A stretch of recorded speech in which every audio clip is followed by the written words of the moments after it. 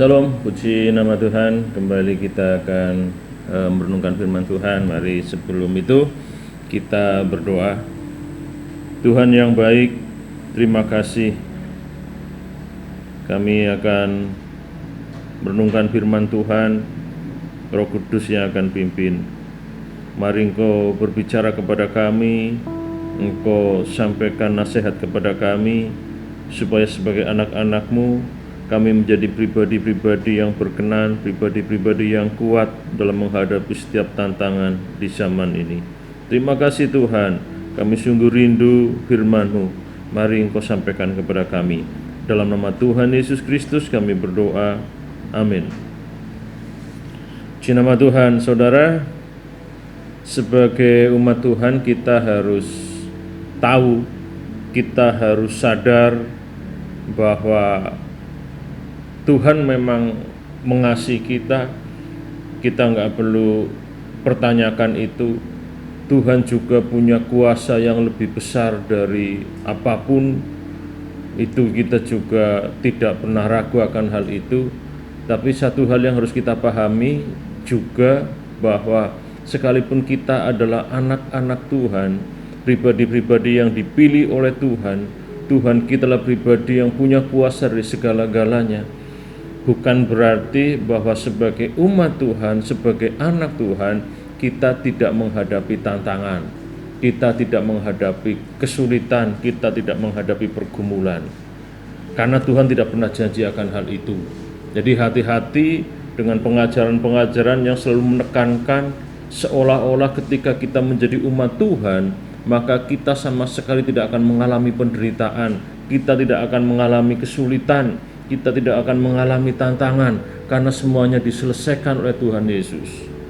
Betul, Tuhan Yesus punya segala kuasa Tuhan tidak bisa dibatasi oleh apapun. Tapi kita juga harus sadar, Tuhan terkadang izinkan pergumulan, penderitaan, tantangan hadir dalam hidup kita. Tujuannya jelas supaya kita bertumbuh, tujuannya supaya kita menjadi pribadi-pribadi yang kuat, menjadi anak-anak yang tangguh, bukan anak-anak yang cengeng, anak-anak Tuhan yang mudah mengeluh, anak-anak Tuhan yang mudah menyerah, anak-anak Tuhan yang manja. Tuhan mau kita menjadi pribadi yang terus bertumbuh menjadi dewasa dan menjadi pribadi yang kuat. Dan kalau kita lihat dalam sejarah yang tercatat dalam Alkitab, kita belajar dari para rasul, kita belajar dari umat-umat Tuhan, kita belajar dari murid-murid Tuhan, dari hamba-hamba Tuhan. Mereka juga menghadapi tantangan, mereka juga menghadapi pergumulan, mereka juga menghadapi kesulitan ketika mereka hidup sebagai umat Tuhan, menjalankan tugas sebagai hamba Tuhan.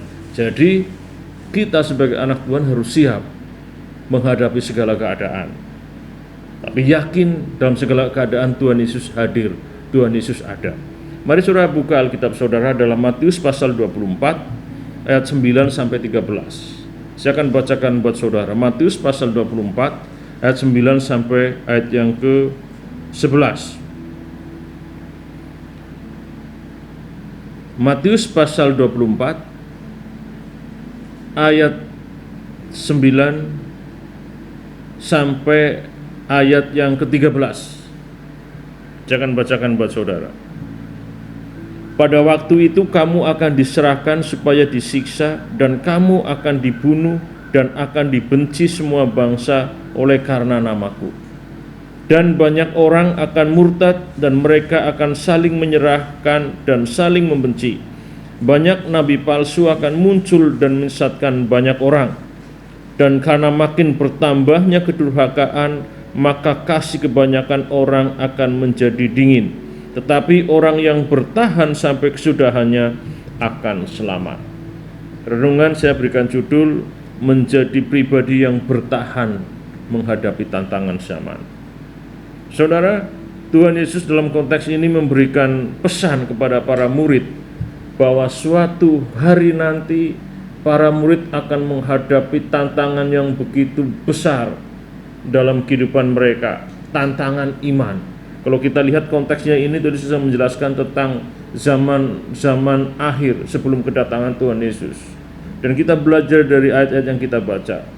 Sebagai umat Tuhan, Tuhan terkadang izinkan tantangan, Jadi kita ingat pesan Tuhan Yesus, suatu hari, suatu saat kita akan menghadapi tantangan, pergumulan, bahkan penderitaan yang hebat.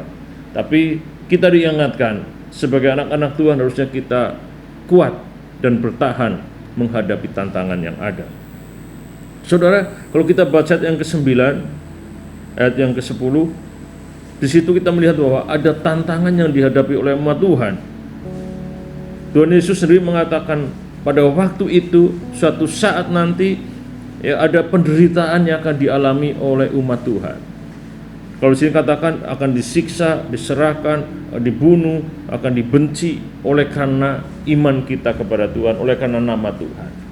Artinya ada penderitaan yang akan dihadapi. Suatu saat kita akan menghadapi penderitaan itu. Mungkin ya, penderitaan yang kita alami tidak seperti yang tercatat dalam sejarah gereja. Banyak anak-anak Tuhan, banyak hamba-hamba Tuhan yang menjadi martir.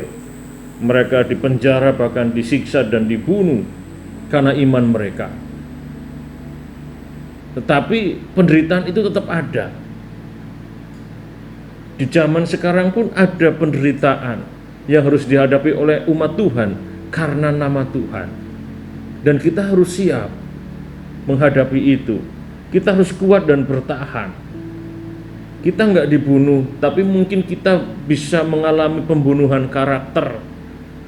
Anak-anak muda ketika bergaul dengan sesama mungkin dibully hanya karena iman, hanya karena menjadi anak Tuhan, karena Kristen dibully. Saya sebagai hamba Tuhan sering mendengar keluhan dari anak-anak sekolah minggu yang mengalami hal yang demikian.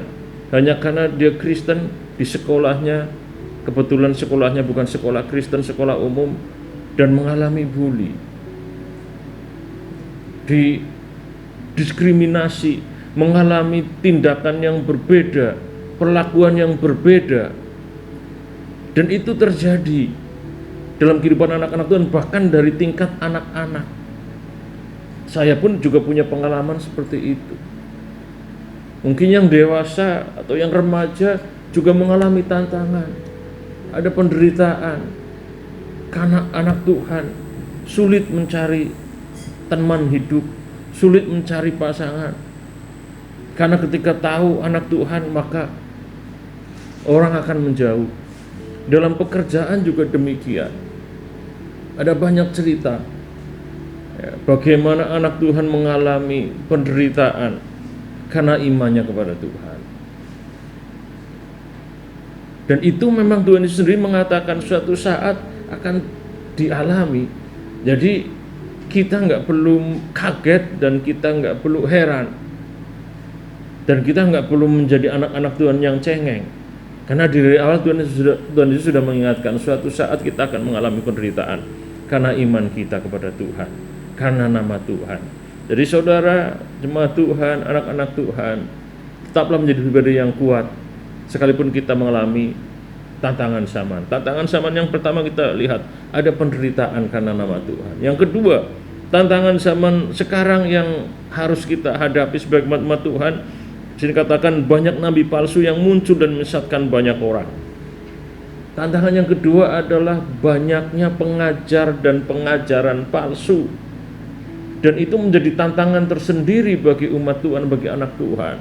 Apalagi zaman sekarang, teknologi yang begitu maju, informasi yang begitu cepat, sumber informasi banyak sekali. Kalau zaman dulu mungkin informasi yang diterima oleh anak hanya dari orang tua, hanya dari guru sekolah minggu. Tapi sekarang anak-anak sekarang kita semuanya dapat informasi seluas-luasnya. Pintu informasi dapat ya kita buka. Dan tanpa sadar di situ juga banyak hal-hal yang sebenarnya menyimpang dari kebenaran firman Tuhan.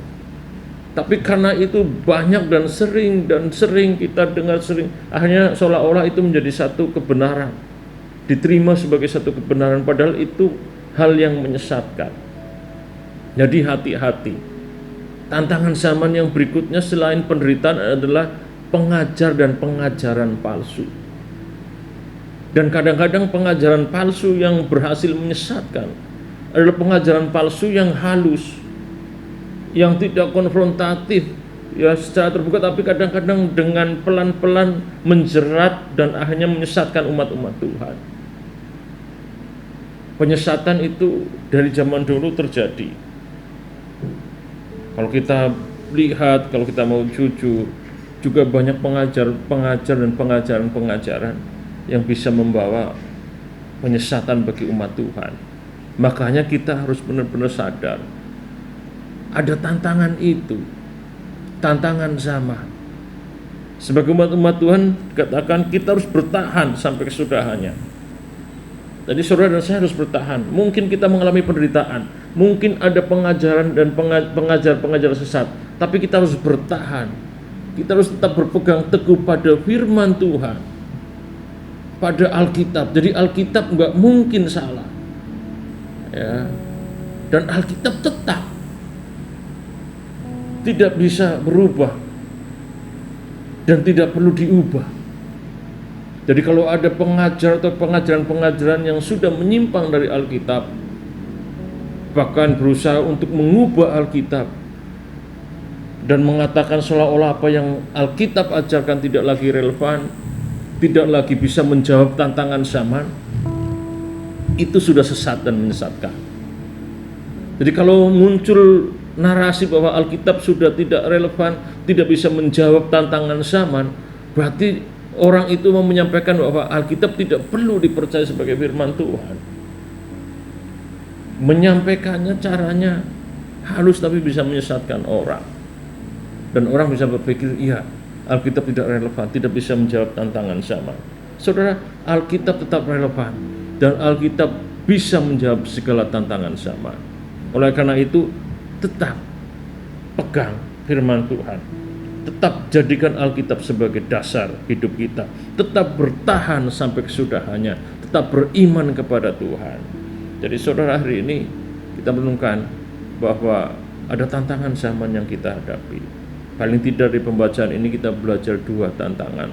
Tantangan yang berupa penderitaan. Yang kedua, tantangan yang berupa penyesatan. Sebagai umat-umat Tuhan, kita harus bisa bertahan menghadapi semuanya. Karena itu tetap jadikan firman Tuhan sebagai panduan hidup kita dan jadikan Tuhan Yesus sebagai tujuan teladan hidup kita, ya, menjadi tujuan dan juga teladan hidup kita. Tuhan berkati kita semuanya. Kita berdoa. Terima kasih Tuhan, Roh Kudus akan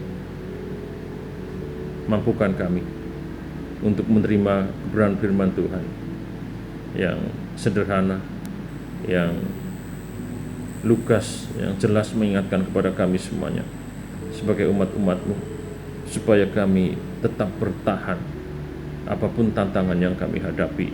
Biarlah kami tetap bertahan, kami tetap percaya, dan kami tetap setia dalam mengiring Tuhan. Terima kasih Tuhan, berkati setiap kami yang sudah ambil bagian dalam renungan, berkati setiap mereka. Terima kasih, dalam nama Tuhan Yesus Kristus kami berdoa, amin.